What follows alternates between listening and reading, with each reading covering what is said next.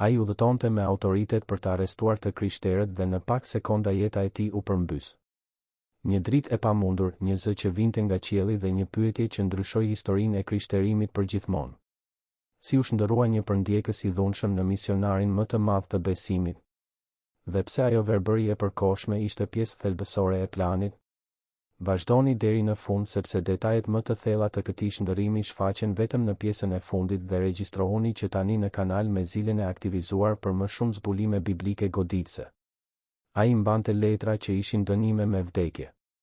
Sauli i Tarsit po kalonte shkretëtirën me një mision të qartë, të arrestonte, të torturonte dhe të shkatëronte çdo person që guxonte të shqiptonte emrin e Jezusit. Kishte autoritet. Kishte bindje. Kishte mbështetjen e autoriteteve më të larta fetare të Jerusalemit.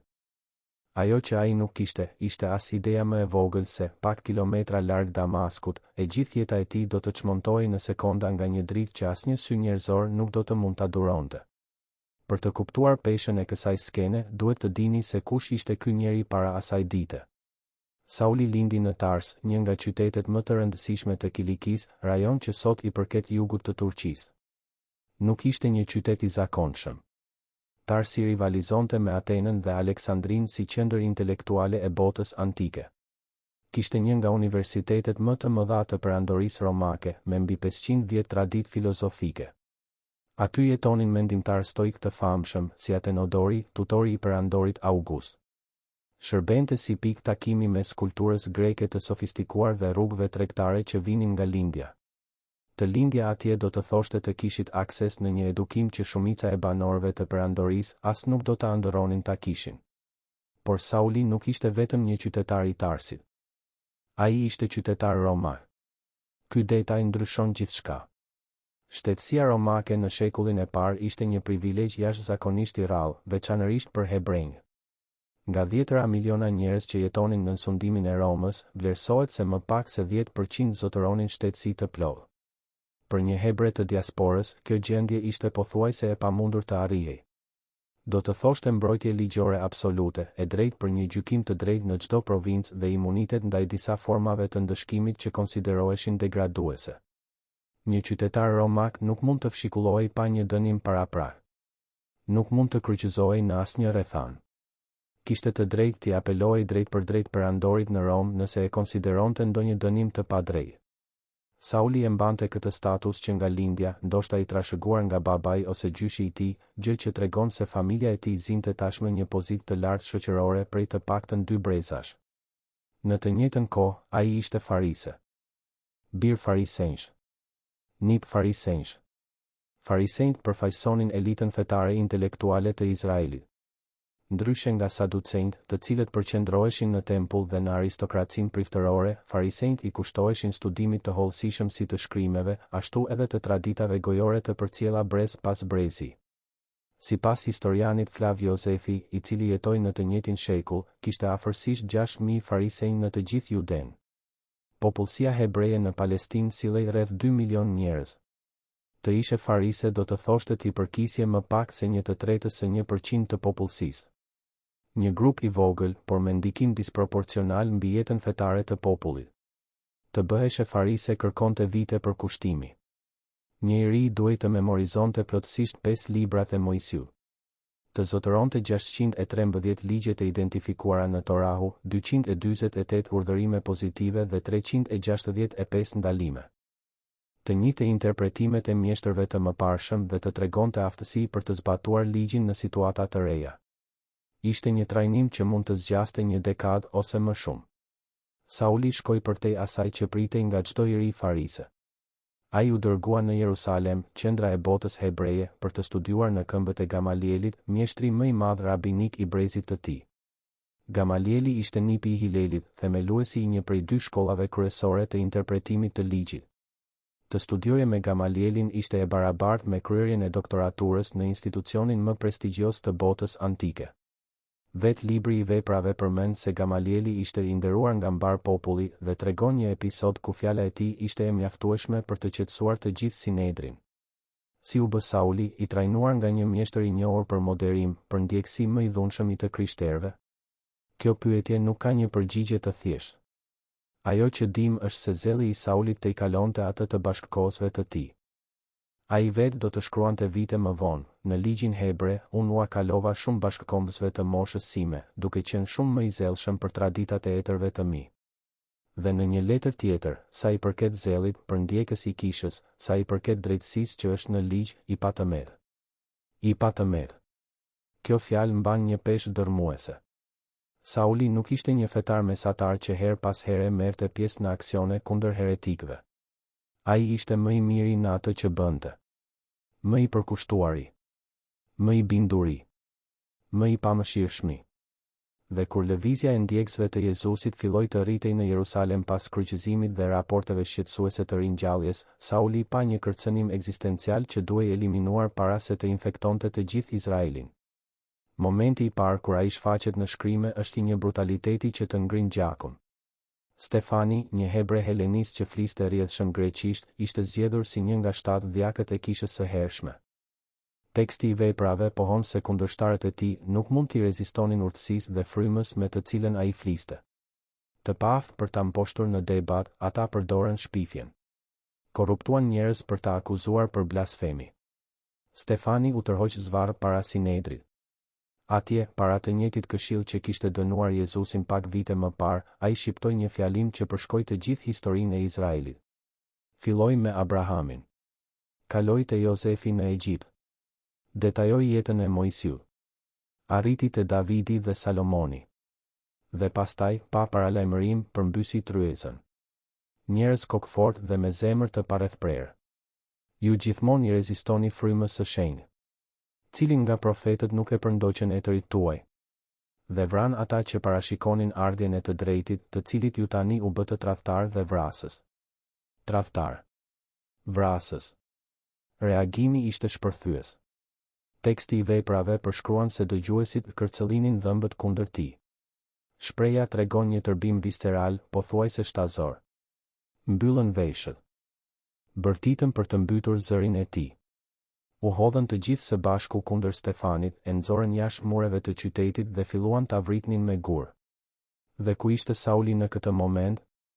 Teksti është kirurgjikisht i saktë, dëshmitarët i lanë rrobat e tyre në këmbët e një djaloshi të quajtur Saul. Në vrasjet formale me gur, dëshmitarët e akuzës hidhnin gurët e parë. Për të pasur liri lëvizjeje, hiqnin mantet e tyre. Dhe dikush duhej t'i ruante këto rroba. Sauli nuk hodhi gur. Ai ruajti rrobat e atyre që hidhnin. Ishte aty duke parë gjithçka, duke u siguruar që ekzekutimi të ndiqte procedurat. Dhe vargu vijues eliminon çdo paqartësi, dhe Sauli pëlqente vdekjen e tij. Të pëlqesh. Të miratosh. Ta konsiderosh të drejtë. Nga ky moment, përndjekja e të krishterëve shkallëzohet në një nivel ferociteti të paprecedent. Veprat kapitulli 8 fillon me një fjali që të ngrin, dhe Sauli shkretonte kishën duke hyrë shtëpi më shtëpi, dhe duke tërhequr zvarr burra e gra, i fute në burg. Folja greke për shkretim është e njëjta që përdoret për të përshkruar shkatërimin e shkaktuar nga një der i egër kur pushton një vresh. Nuk është një metaforë e butë. Është imazh i shkatërimit brutal, sistematik, pa mëshirë. Sauli vepronte me autorizim të shprehur të Sinedrit. Kryeprifti kishte autoritet të lëshonte urdhër arreste kundër hebrejve të akuzuar për herezi, dhe Sauli u bë krahu ekzekutues i këtyre urdhrave. Në dëshminë e tij të mëvonshme, Pali pranon se në të gjitha sinagogat shpesh i ndëshkoja, duke i detyruar të blasfemonin.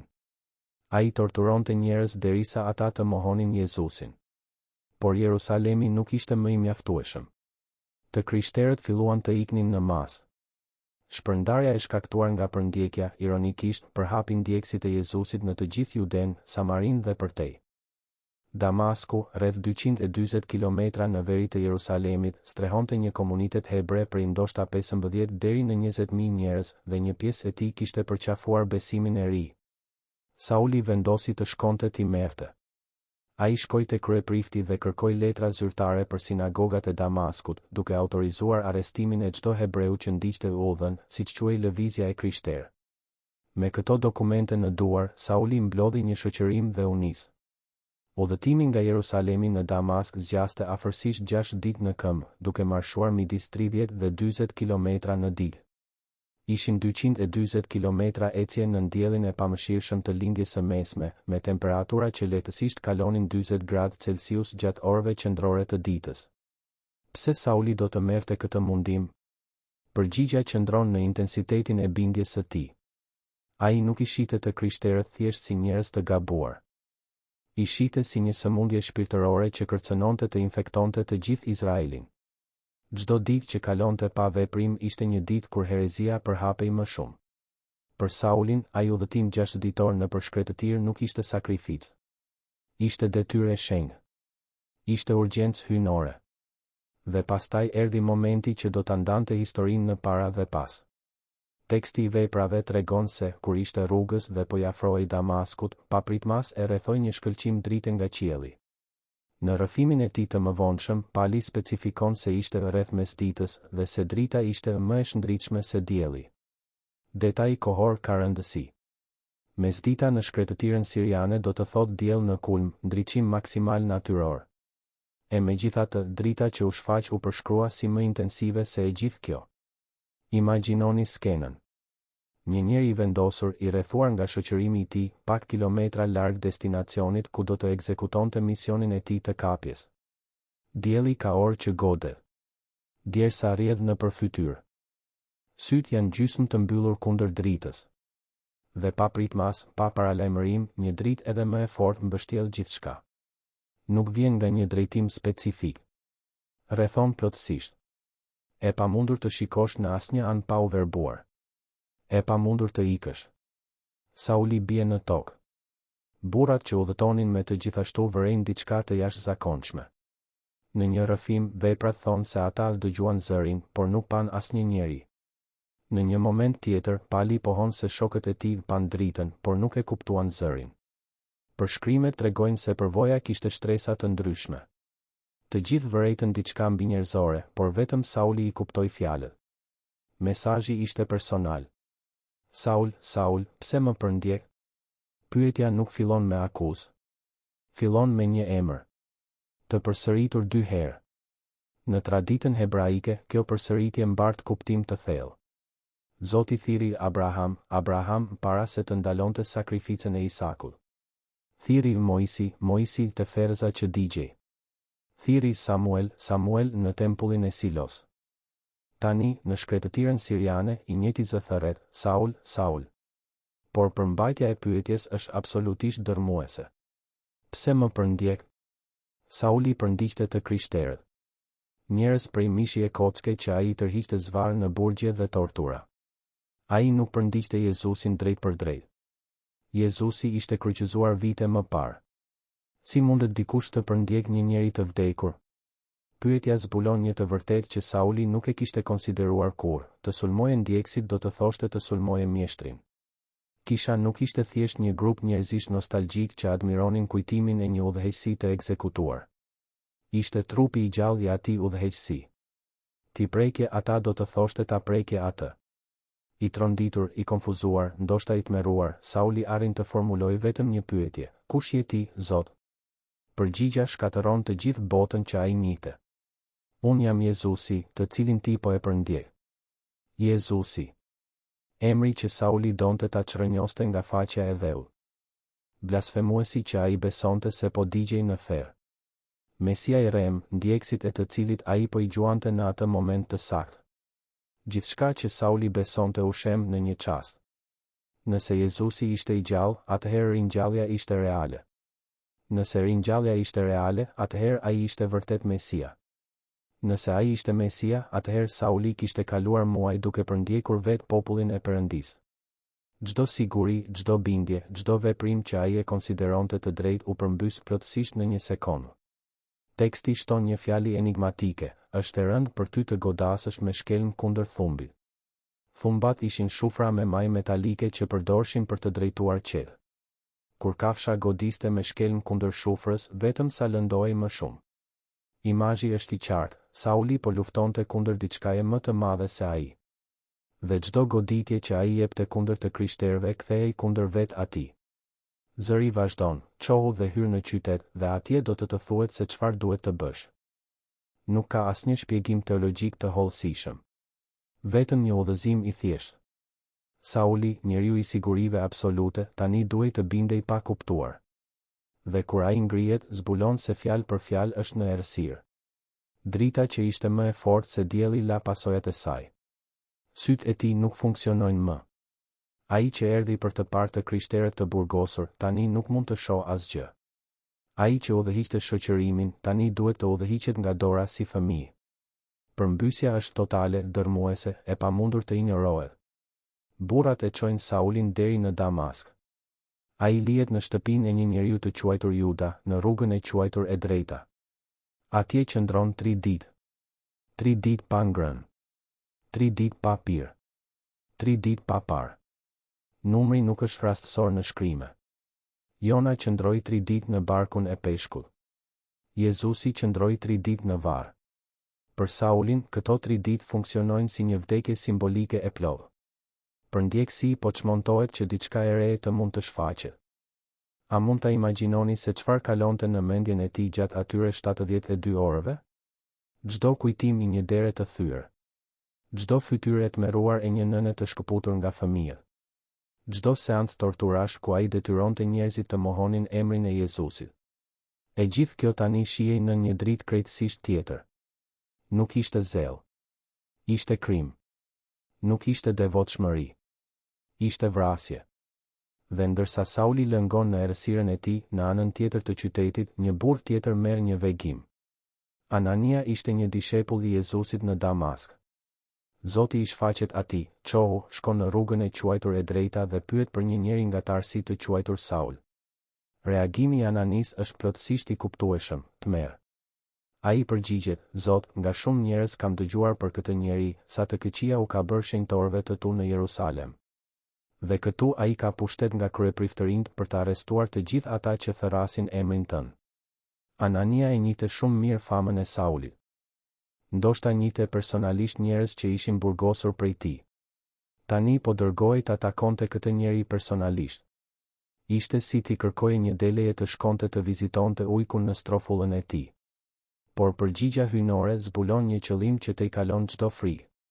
Shko, sepse ai është për mua një vegël e zgjedhur për të mbajtur emrin tim para paganëve, mbretërve dhe bijve të Izraelit. Dhe unë do t'i tregoj se sa shumë duhet të vuaj për emrin tim. Vegël e zgjedhur. Sauli nuk do të ishte thjesht një i konvertuar më shumë. Ai do të dërgohej në vende ku asnjë apostull nuk kishte arritur. Dhe do të paguante një çmim shumë të lartë për këtë. Anania bindet. Ai gjen Saulin, vë duart mbi të dhe thot fjalë që përshkojnë humnera, vëlla Saul, Zoti Jezus, që t'u shfaq në rrugën në për të cilën po vije, më dërgoi që të rifitosh parjen dhe të mbushesh me frymën e shenjtë. Vëlla.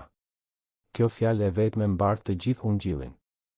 Ditë më parë, Sauli ishte tmerri i të krishterëve, emri që nënat u përshpëritnin fëmijëve për t'i frikësuar, makthi që bënte familjet të iknin në mes të natës.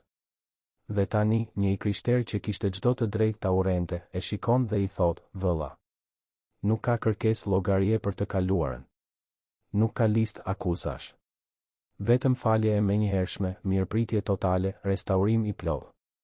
Teksti përshkruan se menjëherë i ran nga sytë si disa luspa dhe rifitoi parjen. Imazhi është visceral. Luspat mbulonin sytë e tij. Dhe kur Anania vuri duart, këto luspa thjesht ran.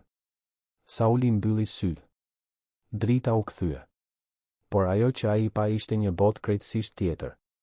Ai ngrihet menjëherë dhe pagëzohet. Shndërrimi nuk është gradual. Është i papritur si drita që e rrëzoi.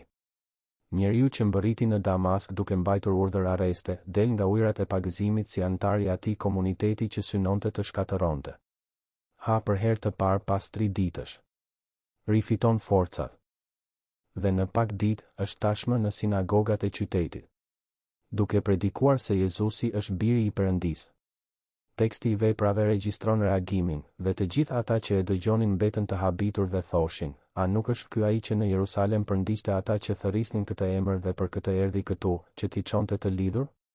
Pyetja është e pashmangshme. Si të shpjegohet ky ndryshim? Përndjekësi u bë predikues. Shkatëruesi u bë mbrojtës. Asnjë logjik njerëzore nuk mund ta procesonte këtë. Por predikimi i Saulit në Damask krijon një problem potencialisht fatal. Të njëjtat grupe fetare që më parë festonin operacionet e tij, tani planifikojnë ta vrasin. Përmbysja është e plotë. Ai doli nga Jerusalemi me letra zyrtare për të arrestuar të krishterët dhe tani duhet të ikë nga Damasku që të mos vritet nga ata që i dhanë ato letra. Plani i arratisjes është kinematografik. Hebrejt vëzhgonin portat e qytetit ditë e natë. Sauli nuk do të mund të dilte nga rrugët normale. Atëherë, gjatë natës, dishepujt e Damaskut, të njëjtët njerëz që ai kishte ardhur t'i arrestonte, e vendosin në një shport të madhe militar dhe e ulin përmes një hapjeje në murin e qytetit. Përndjekësi shpëton nga qyteti si i arratisur. Ai shkon në Jerusalem. Përpiqet të bashkohet me apostujt. Por ata kanë frikë. Ende nuk besojnë se konvertimi është real. Është Barnaba ai që ndërhyn, i prezanton Saulin apostujve, tregon se çfarë kishte ndodhur në rrugë dhe mbron vërtetësinë e tij. Që këtej tutje fillon një udhëtim që do të transformonte botën antike. Njeriu i njohur si Saul fillon të quhet Paul. Ai do të bëjë të paktën 4 udhëtime të mëdha misionare. Do të përshkojë detin mes dhe shumë herë, duke mbuluar më shumë se 15.000 kilometra gjatë jetës së tij. Do të themeloj komunitetet e krishtera në Filipi, Selanik, Bere, Korint, Efes dhe 10 qytete të tjera. Do të burgoset herë të panumërta. Do të marrë 39 fshikullime nga hebrejt në 5 raste të ndryshme. Do të rrihet me thupra nga romakët 3 herë. Do të vritet me gur dhe do të lihet si i vdekur. Do të pësoj 3 mbytje anijesh duke kaluar një natë dhe një ditë në mëshirë të fatit në det. Nga letrat që Pali shkroi në burgje, udhëtime dhe mërgime, 13 u ruajtën dhe hynë në kanunin e beslidhjes së re. Romakëve, 2 letrat drejtuar Korintasve, Galatasve, Efesianëve, Filipianëve, Kolosianëve, 2 letrat drejtuar Selanikasve, 2 letrat drejtuar Timoteut, letra drejtuar Titit, letra drejtuar Filemonit. Fjalët e tij mbi hirin, mbi besimin, mbi shfaqësimin, mbi shpëtimin, formsuan teologjinë e krishterë për 2000 vitet e ardhshme. Komunitete besimi në Rom, Korint, Efes, Filipi dhe qytete të tjera të panumërta lindën nga duart e tij, nga këmbët e tij të lodhura, nga goja e tij e palodhur. Njeriu që një ditë tërhiqte zvarr të krishterët drejt vdekjes, e përfundoi jetën duke u tërhequr zvarr drejt ekzekutimit sepse ishte i krishter. Sipas traditës historike, Pali u dekapitua në Rom gjatë përndjekjes së Neronit, rreth vitit 64 ose 67. Si qytetar romak, ai kishte të drejtë për një vdekje që konsiderohej e nderuar me shpatë, në vend të kryqëzimit të rezervuar për skllëvërit dhe jo qytetarët. Vdiq duke rrëfyer të njëjtin emër që një ditë ishte përpjekur ta fshinte nga dheu. Rruga për në Damask nuk ishte vetëm një konvertim fetar. Ishte një përmbysje e plotë dhe gjithçkaje që Sauli ishte, besonte dhe bënte. Dhe ndoshta kjo është pika më shqetësuese, më sfiduese, më shpresëdhënëse e kësaj historie. Nëse armiku më i madh mundi të transformohej, nëse përndjekësi më i pamëshirshëm mundi të bëhej misionari më i përkushtuar, atëherë askush, absolutisht askush, nuk është jashtë mundësisë për t'u arritur.